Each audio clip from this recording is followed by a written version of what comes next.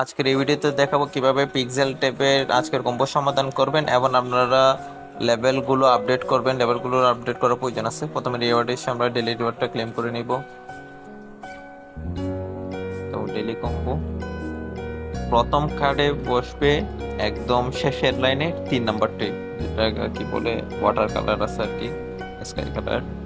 তারপর দ্বিতীয় কার্ডে বসবে শেষের লাইনে দ্বিতীয়টি, মানে প্রথমটার পাশেরটাই আর কি, গ্রিন কালার। তারপর তৃতীয় কার্ডে বসবে দ্বিতীয় লাইনের চতুর্থ নাম্বার রোবটটি, অর্থাৎ ফুল অরেঞ্জ যেটা আছে ওটা।